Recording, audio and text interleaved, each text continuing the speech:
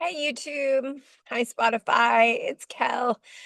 I'm coming back again with another video in the series that we're doing on substances, and we have discussed so far stimulants in the video that we just did, and we did an overview a few days ago.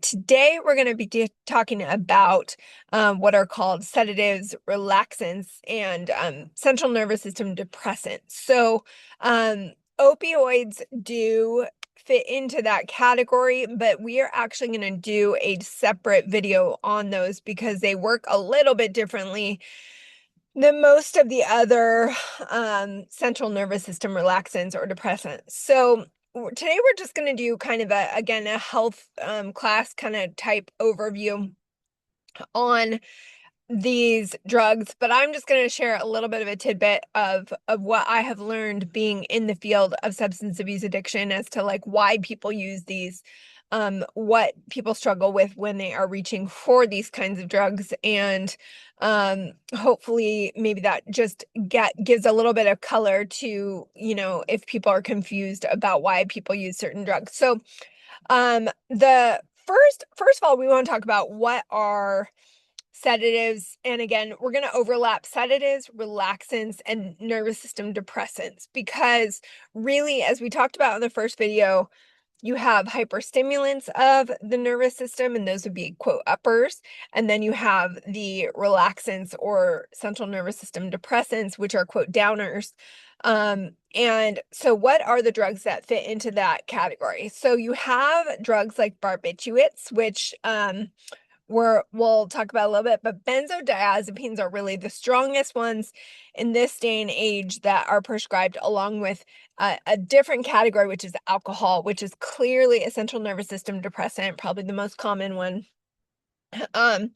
And then you also have again opioids that fall into this category as well, but we're gonna save that, really talk about it next video because they're kind of their own class. Really, opioids work by working on pain receptors and opiate receptors. So we'll get into that next time, but benzodiazepines are basically when you think of anti-anxiety meds. So and highly addictive. So let me just say, when someone comes into my practice, unless they are having full-blown panic attacks all the time, every day, I really try to recommend all alternative strategies before getting on any kind of anxiety medications because benzodiazepines are notoriously difficult. This is what I've learned from people coming into my practice. Notoriously difficult to get off of. Okay, and we're talking about, you're probably wondering what are benzodiazepines. So we're talking about drugs like Xanax, Klonopin, and then um Restoril, Ativan, Valium. Those are a lot of the common ones. And then you have some barbiturates are used for seizures, so that's a different class. But and then GHB, which is the common date rape drug. So we're just gonna, obviously all of these drugs work by down regulating your nervous system. So, as we talked about before, the stimulants could be used by people maybe suffering from some kind of depression who want to look to quote get up or get higher on their nervous system spectrum. And people who like downers are people who feel, now this is where we're going to get into the psychology of it. A lot of times people who get into, or get start taking anti-anxiety meds are people who are upregulated in their nervous system, or they are overregulated or overstimulated, so meaning they have high anxiety, chronic anxiety, maybe a history of trauma, and so they end up taking some kind of drug that will quote calm them down. And so again, the problem with this is that your nervous system ends up becoming dependent on the drug. And I'm not against, temporary drug use if you need it for, whatever use. But when you start to, chronically use some of these meds, it can be very, very difficult to get off of, especially some of the sleep meds and some of the, chronic, the chronic like Valium, for instance, or like that's why I think it really stopped kind of being prescribed as much because it was so highly addictive. So now You're also going to um look at alcohol in the it's also alcohol is obviously a central nervous system depressant. People typically take it if they're feeling anxious, socially anxious, or just anxious in general to quote relax them or chill them out or take the edge off or whatever. Now you probably could be asking, well, why do I get energy sometimes from alcohol? Well, alcohol is a sugar, so it can add a temporary high of an energy surge, just like all sugars do, and then they have that crash, but when alcohol and its intoxicating effect takes place on your nervous system, it ends up going into a depressant or sedative like effect. Okay, so why would people take these drugs? Why would they be drawn to these drugs? And again, I just made some notes for these videos, but the biggest reasons that I have seen, um, oh, my phone is recording me. No, we don't need to do that. Is So the first one is to reduce anxiety. So again, people see it as a fix for their anxiety. A lot of people don't like feeling anxious, and so they think, well, I'll just take something and get over it. Well, unfortunately, it may work, quickly. Like I've said before in the past, drugs can be a short-term solution until they become a long-term problem, right? So to reduce anxiety, so again, a lot of people who are drawn to quote downers struggle with some kind of anxiety. And that anxiety can also come from trauma because like I said, I have seen very qualified, very professional people who are in high trauma jobs. And again, I've said this, but like police officers, I'm not trying to at all down on police officers. I think they do, a very difficult job, but they encounter a lot of trauma. Same with like ER doctors or like there's certain doctors or even nurses that have vicarious trauma sometimes. So that people who experience a lot of trauma in their jobs can end up feeling hyper anxious sometimes in their personal life. And so I've seen, a draw to some of the sedatives or relaxants or depressants or whatever to quote take the edge off when they get done with their day. Again, I'm not excusing this. I'm just saying this is a pattern that I have seen and then one that they end up having to deal with over time because they didn't deal with like the root cause of the anxiety. So, um the second thing is sometimes these drugs will be prescribed as muscle relaxants. So, because it does loosen your muscles up, it can be prescribed. Sometimes some of these drugs can be prescribed as muscle relaxants. Now, for short term, there's no problem with that, right? Like I think I've pulled a muscle once in my life. I don't personally like these kinds of drugs, but I have pulled a muscle, and I don't think I got prescription muscle relaxants. I think they were offered to me, and I probably would be tempted if I had a bad enough muscle strain or, so there's no blame or judgment on these. This is just why people start taking them. The problem is, again, when your body gets physiologically addicted to them, right? So, and then the last category that I mentioned is for sleep. So I mentioned the drugs Restoril, Ativan. I don't know if Ambien falls, to be honest, in this category. I think it might. Um, and so um, don't don't shout me out if I'm wrong on that. I think though, I think it might fall into that same category as Restoril. I could be wrong, but when you start having those deep sleep medications that you're using, it can be very difficult to come off of them.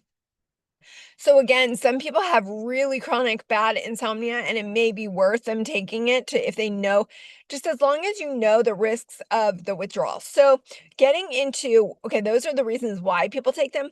What are the risks? So one of the biggest things that I remember being shocked to learn when I was working as a treatment therapist is that withdrawal from alcohol, withdrawal from sedatives slash central nervous system depressants, but really alcohol especially, is the most dangerous kind of withdrawal to do by yourself. Now, why? I remember being shocked because I thought maybe like, I don't know, I thought it would be like one of the harder drugs. I thought it would be like, I don't know, heroin or like cocaine or something. But no, it's alcohol is the most dangerous kind of withdrawal to do by yourself. And so why is that? Because when your body has been like slowed down or you've been having a, central nervous system depressant, it's used to working on a certain level of, I think it's GABA receptors. And also just it has dulled basically the neurons in your body.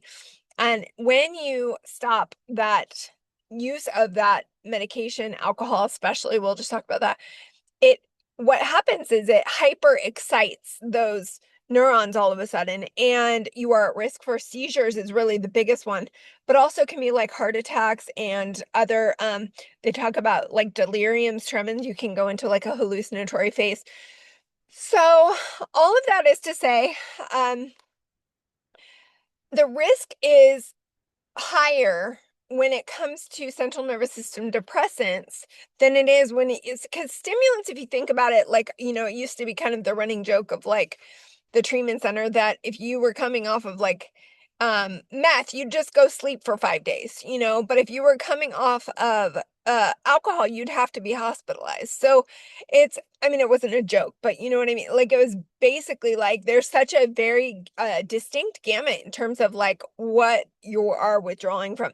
Now, again, another risk of, again, I'm just sharing the things that I have learned that I was shocked by when I was in, working as a treatment center therapist.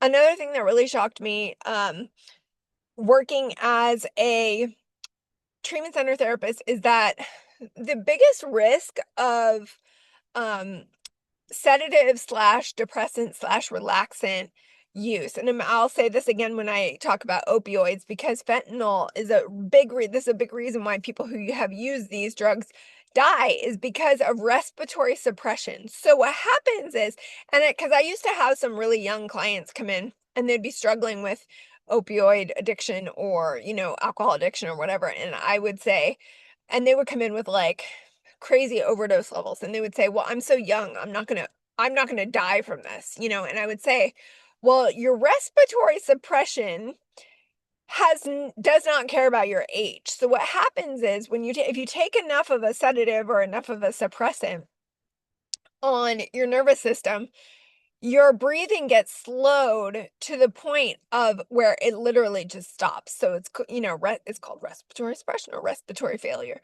So that's what happens in these fentanyl deaths is they will just have some kind of hint of a fentanyl in a mix of opioids or whatever, and the breathing of even a young 18-year-old healthy male, so tragic, will be just taken down to such a level that it just they just stop breathing. So your body is so, quote, relaxed that you just flatline. So I mean, it has nothing to do with how healthy you are, which is the risk for sedatives. So, um, really so respiratory failure and respiratory suppression is really the danger of extreme, sedative or, relaxant use. Okay.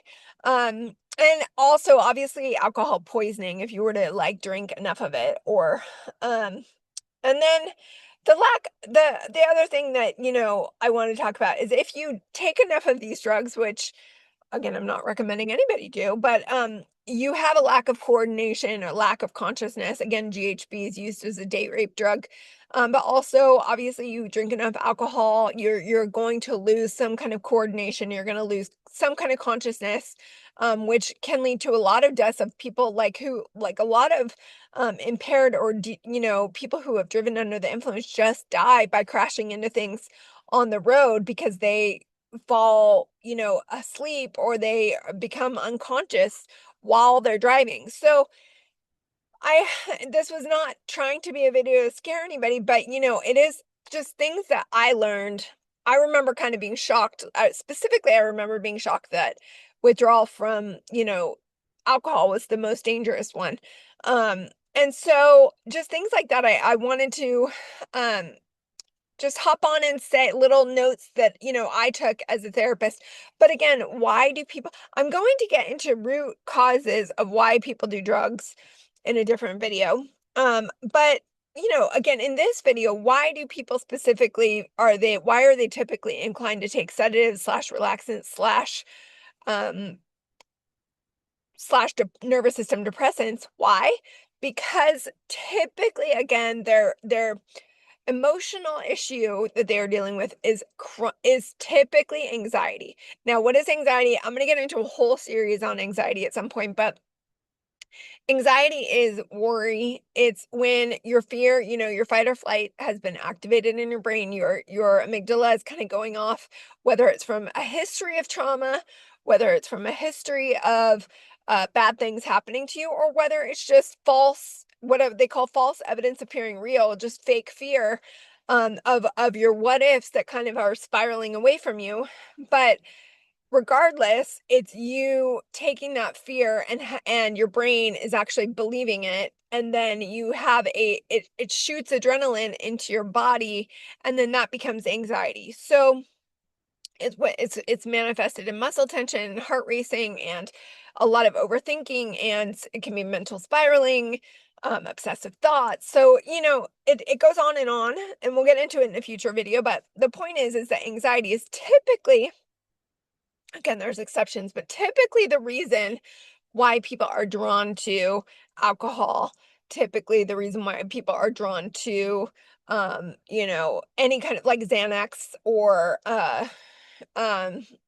sleep meds or whatever.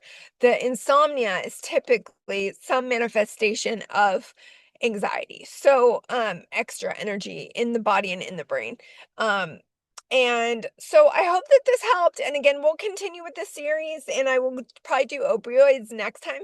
Opioids, again, are a form of sedative, a form of relaxant, a form of central nervous system depressant, but they are also a little bit different because they work on different receptors in your brain and in your body. So I hope that this helped, and I will see you next time. And we'll do a series on opioids. I think we're gonna do a brief video on cannabis, and then we're gonna do a video on what are the root causes of drug use that I have seen, at least personally in my practice, and then what are some at least common treatment interventions. Treatment interventions are going to be varied based on person. They're going to be specific and tailored to each person, but also there are common themes for drug addiction treatment.